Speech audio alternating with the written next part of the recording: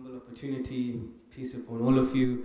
I guess while I've been listening to the very respectful speeches, the question I'm posing is, are we discussing myths about religion or myths about human beings and us?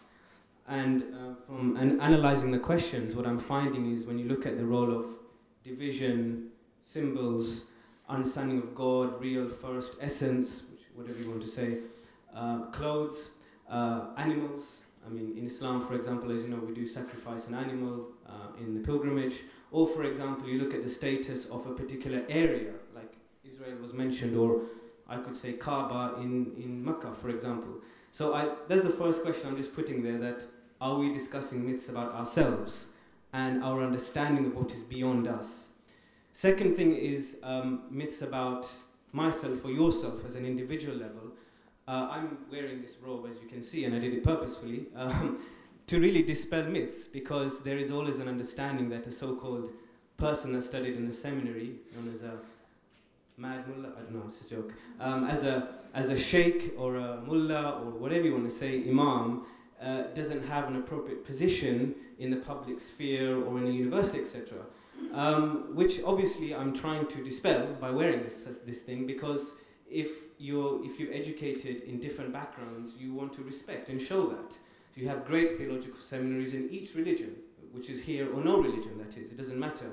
But there is a different type of training you get, which universities do not provide, such as in spiritual training, etc. That's non-existent, and unfortunately it's reduced the role of chaplaincy. And you have things which the university does well. So I just want to share that with you. Second is the thread of the questions, and whoever I'm up against or whatever it is, the thread is this, or maybe the important distinction needs to be made between Islam and Muslim. So in one of the phraseologies is Islam oppresses women. Is that correct, or is it Muslim oppresses women? So I'm just trying to give you something that, are you talking about a notion or an idea that is inherently oppressive, or are you talking about those who practice it? And maybe that goes with many other sects and religions. So before the questions are phrased, perhaps that can be in consideration.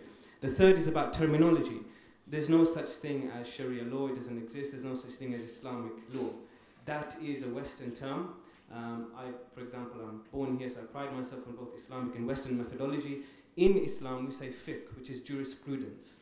Okay, Sharia means a clear path to a stream. That's what it means. So when people say Sharia law, it doesn't exist. When a Muslim says, I want to follow the Sharia, all it means is I want to find the best way to obey God. That's all it means, really. In the average mosque, that's what you'll find. So what I'm saying is, oppositions and terms are created to give tension and to purposefully create division. And you'll see that across the media, across the metro, which I've stopped reading, you know, and all these kind of things. So that's another misconception which is there. Don't know how much time I have left. Wonderful. Can I stop? Oh. Do I have to carry? Okay. I don't like talking too much. So do you want me to stop, or? All right. Okay. Can I say how many seats on the lecture theatre? I was counting. That's okay. Okay. Well, the final thing I want to say is that as I've forgotten your name. Sorry. Jay has said, which I think is very interesting. This thing about humanism is: are we the circumstances in which all religions were revealed, all the great religions, is it about moving to the kind of core teachings which they were trying to show and getting rid of some of the externalities like meetings and dress and culture and where you meet and what you identify with? Is that where religion is going? Prophet Muhammad, peace be upon him, said something very interesting, very beautiful. He said that I simply was appointed as a prophet to perfect people's morals. That was it. And somebody kept on asking him, well, what do you mean? What do you mean? He kept on pestering him. And he said, religion means not to get angry. That's what he said. Religion means not to get angry. And I was reflecting on this, and I think it's such a wonderful and simple hadith or narration, but how true it is, that it's how you project yourself, how you develop yourself first, before you talk about the other externalities which are presented here in the paper, and that seems to be the substance of religion. And perhaps it is that and our development towards the divine, towards God, or I would say Allah, which is maybe the basis of human existence. Thank you very much.